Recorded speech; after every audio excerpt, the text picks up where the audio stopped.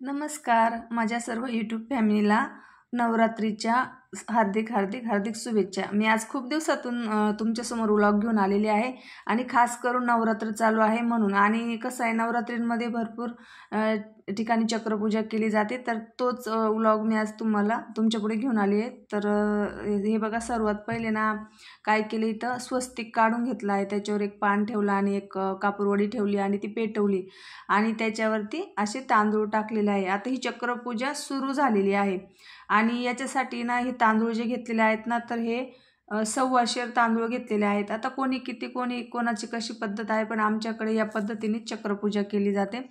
तर सर्व फॅमिलीतले लोक आणि आजूबाजूचे सुद्धा पाहुणे मंडळींना बोलवलेलं असतं, आजूबाजूच्या लोकांना जेवणाचं आमंत्रण दिलेलं असतं आणि मग ते जेवढे शक्य होईल तेवढे चक्रपूजेला बसतात आणि तांदूळ सर्व टाकतात तिथं। तसं तर 5 लोक पाहिजे, तर जास्ती असले तर काही नाही, तर 5 लोकांपासून सुरू करायचं आहे।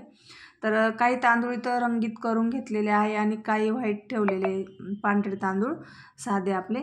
तर सर्वात पहिले नाही का, इथं एक कापूरवडी पेटवल्यानंतर हा गंज करून घेतला आणि त्याच्या आजूबाजूने चक्र घालायला सुरुवात केलेली आहे। तर नवरात्र म्हटली की खूप म्हणजे देवीची भक्तिभावाने श्रद्धेने पूजा केली जाते। तर आमच्याकडे तर चक्रपूजा ही घरोघर केली जाते असं म्हणायला काही हरकत नाही। तर कोणी 5व्या माळीला, कोणी 7व्या माळीला, कोणी 9व्या माळीला अशा पद्धतीने चक्रपूजा केली जाते आणि खूप श्रद्धा असते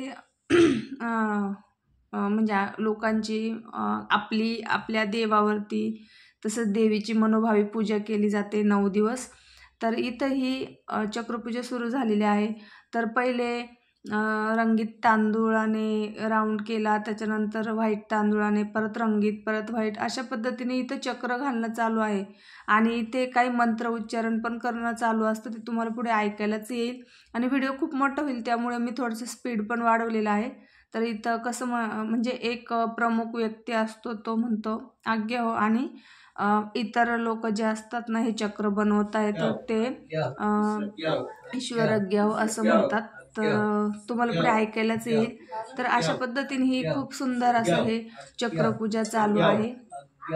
तर श्रद्धेने लोक म्हणजे करतात हे। आणि चला म्हटलं, माझे खूप दिवसांपासून ब्लॉग आलेच नाही, तुमच्याशी माझा काही कॉन्टॅक्टच नाही आहे, मी माझ्या सध्या कामांमध्ये व्यस्त असल्यामुळे मी व्हिडिओ टाकलेला नाही। खरं तर हा व्हिडिओ आहे ना मागच्या वर्षीचा आहे आणि मी तो मग आता नवरात्र सुरू झाली, मग मला आठवण आली, चला म्हटलं आपणही हा व्हिडिओ टाकून देऊ की तुमच्याकडे कशा पद्धतीने केली जाते नवरात्रीमध्ये चक्रपूजा आणि आमच्याकडे अशा पद्धतीने केली जाते।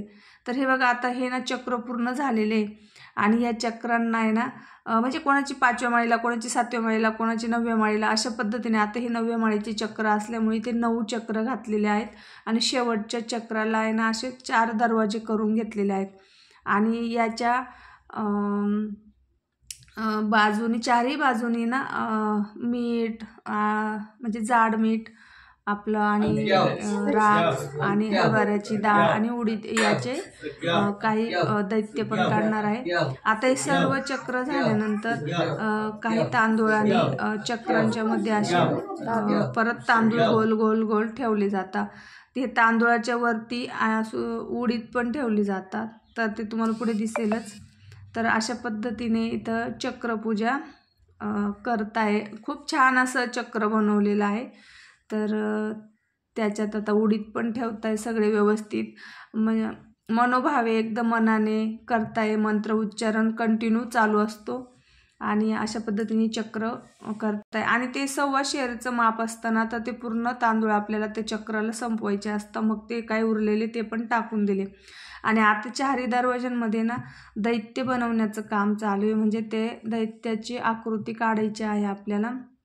कोणी मारुती म्हणजे कोणी म्हणजे एक राखीचा असतो, तो दैत्य असतो, एक मारुती, म्हणजे अशा पद्धतीने करतात ते पण। म्हटलं चला तुमच्यासोबत आपण शेअर करू।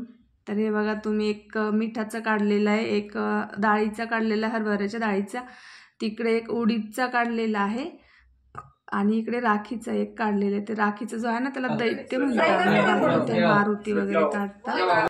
तर अशा पद्धतीने आणि ह्या चक्रावर आहे ना 5 प्रकारच्या फळांच्या ढाळ्यासुद्धा ठेवल्या जातात। अशा पद्धतीने तुम्हाला दिसत असेल तर सर्व प्रकारचे फळांच्या ढाळ्या ठेवून घेतल्या। त्याच्यानंतर चाफ्याची पानं ठेवायची आहेत 11।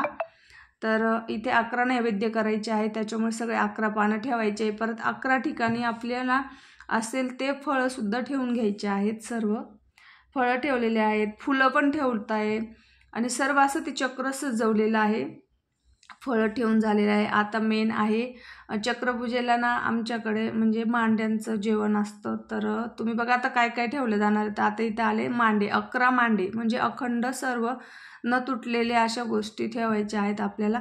तर इथं सर्वात पहिले एक मध्यभागी ठेवून घेतला आहे, बाकीचे अजून 10 मांडे ठेवलेले आहेत। मांडे म्हणजे खापराच्या पुरणपोळ्या माहिती असेल। आणि त्या प्रत्येक मांड्यावरती आपल्या घरात म्हणजे चक्रांसाठी बनवलेलं असतं सांजुऱ्या, कानुले, कडकण्या अशा सर्व प्रत्येक याच्यावर ठेवायच्या आहेत। तर 11 ठिकाणी ठेवायचं आहे, मध्यभागी एक आणि बाजूने। त्याच्यावरती परत कुरडई, पापड, आपण जेही स्वयंपाक बनवलेला आहे, रशी, भात, कुरडई, पापड आणि ते डाळिंब पण बनवलेलं असतं। आणि याच्यावरती ना सर्व ठेवून झाल्यानंतर आहे ना आता ते मेन म्हणजे मेढंगे हे 1.25 पावशेर पीठ भिजवून त्याचे दिवे बनवून आणि उकडवलेले असतात। तर सर्वात पहिले मध्ये ना मोठा मेढंगे असतो ना आजूबाजूने हे दिवे हे उकडवून घेतलेले आहेत आणि आता सर्वांमध्ये तूप टाकायचं काम चालू आहे। तर हे दिवे ना आपल्याला फेकायचे नसतात, नंतर खाऊन घ्यायचे असतात घरातच। आणि एक तुपात भिजवलेली वात, आता हा मेन म्हणजे चक्रपूजा आपली संपन्न होईल। आता आपण जे घट बसवलेला असतो त्या घटापुढे जो दिवा लावलेला असतो ना त्या दिव्यावरती कापसात भिजवलेली वात आपली देवफळाच्या काडीला लोंबवलेली असते कापसात भिजवलेली आणि ती नवरात्रीचा जो अखंड दिवा असतो ना त्या दिव्यावरती ती अशी पेटवायची आहे। आणि आपण चक्रामध्ये ठेवलेला आहे ना म्हणजे खूप असं अंगाला असं काटा येतो जेव्हा आपण हे बघतो ना, तर खूप असं वाटतं की देवी त्या वातावरणात देवी आली असं वाटायला लागतं आपल्याला। म्हणजे बघा आता ते वरून एवढं वरून आहे ना तेलाचे ते थेंब पडते ना त्याच्याने तो दिवा आपल्याला पेटवायचा आहे। आता बघा तुम्ही, आणि आता ही पूजा एकदम संपन्न झालेली आहे। आणि आता सर्व दिवे आजूबाजूचे आपण पेटवून घ्यायचे आहे आणि नंतर होमाची तयारी करायची। आता ही पूजा पूर्ण संपन्न झालेली आहे। आता सर्वांना खूप आनंद होतो जेव्हा दिवा लवकर ज्योत पेटते तेव्हा। आता इकडे होमाची तयारी झाली, होम टाकले, सर्व प्रकारच्या फळांच्या झाडांच्या म्हणजे काही ह्या होमामध्ये टाकलेले आहे, होम पुडा टाकलेला आहे, होमाची पूजा केलेली आहे आणि आता आरती करत आहे। आता आरती झाल्यानंतर आपली ही चक्रपूजा पूर्णपणे संपन्न झालेली आहे आणि आता आलेले पाहुणे रावळे बोलवलेले लोक सर्व जेवण करून जाणारे। आणि हा जो काही नैवेद्य आहे ना हा प्रसाद म्हणून सर्वांना थोडं थोडं वाटून जेवणाच्या वेळेस वाटून देतात। आणि हे जेवणाचं खरकटं वगैरे असं बाहेर कुठे टाकत नाही, तर वाहत्या पाण्यातच आपल्याला खरकटं हात धुतलेलं पाणी वगैरे टाकायचं असतं। तर आजचा हा व्हिडिओ तुम्हाला कसा वाटला मला कमेंटमध्ये सांगा आणि व्हिडिओला लाईक करा, शेअर करा आणि चॅनलला सबस्क्राईब करा। धन्यवाद, बाय।